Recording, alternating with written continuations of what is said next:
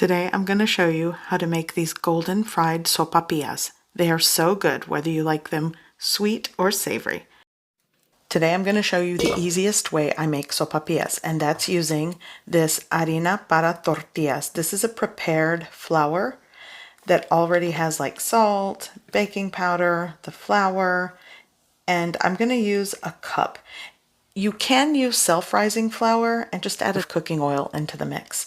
Okay, so 1 cup of that prepared flour with a 1/4 cup of hot water. Give it a mix. And I sort of eyeballed it, so I'm going to add probably another bit of water here just to make sure that it's saturated enough to start kneading it. And I started off with a wooden spoon, but essentially I'm going to go in with my hands and I'm going to knead it. Now, unlike when I make flour tortillas, I'm really not going to go crazy with the kneading, just enough to mix it, combine it well, because these are going to be fried. Now, if I were going to just cook these regularly on a comal or a griddle to make them soft and pliable, there's a little extra steps to do so. But for now, I'm just going to mix, combine, and knead it for about 2 to 3 minutes. So, sopapillas are something I grew up having, and typically we would have these as a sweet type snack. But you definitely can fill these. If you make them a little bit thicker, you can fill them with savory ingredients like stewed meat, toppings, beans, cheese, salsa, crema. It's so good. Okay, so for this portion of dough that I'm making, it's just a small amount. You can definitely double and triple this amount, but I'm going to divide it into 6 dough balls. And if you're making a lot of these or you want them to be bigger, double or triple this recipe. So I'm just going to basically roll these up. Actually, I like to use this method. This is how I grew up making tortillas with my grandmother, but you can just kind of roll it between your hands to make a uniform dough ball. So after they're all rolled into their separated dough balls, I'm going to just cover it and let them rest. You want to let them rest so they're easier to roll out. And a good indication to know it's ready is when you press into it and it doesn't spring back. That means it'll roll out easier without it snapping back.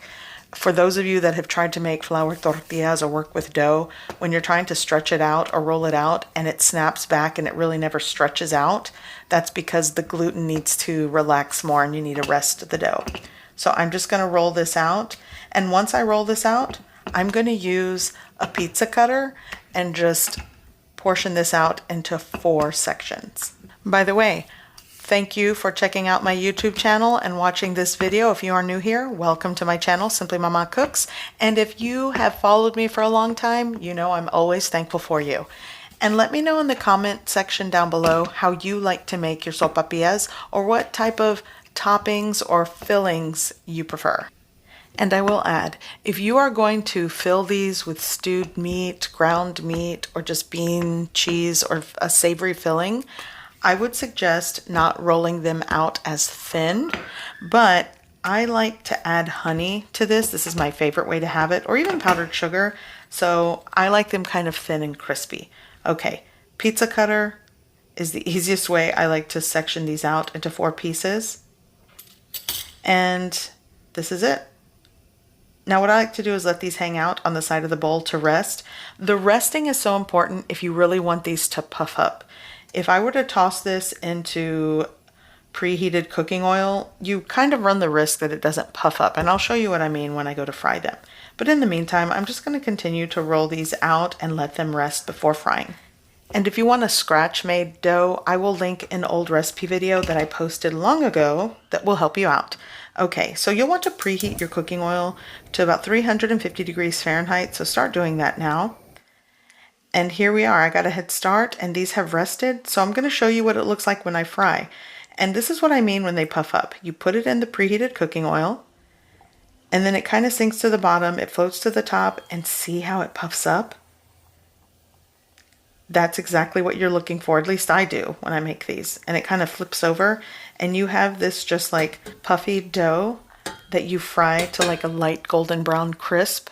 Texturally, I love crunchy, crispy things, so this is one of my favorite snacks. So you'll want to just fry this until it's a light golden brown color, because essentially once it puffs up like this, the center is cooking through, so you don't have to worry about the dough being raw.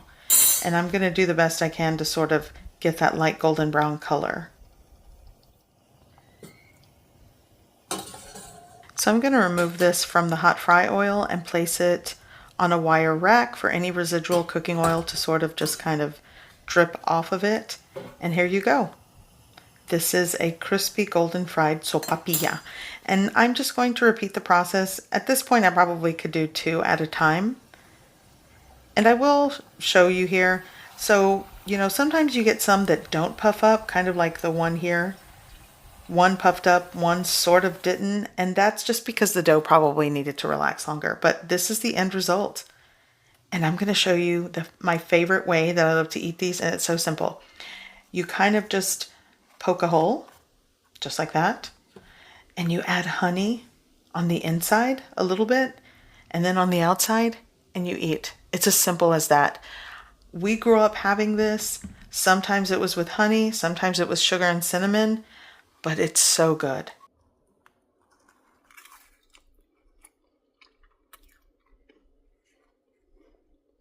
So I hope you give this recipe a try. I hope you like it, and thanks for watching.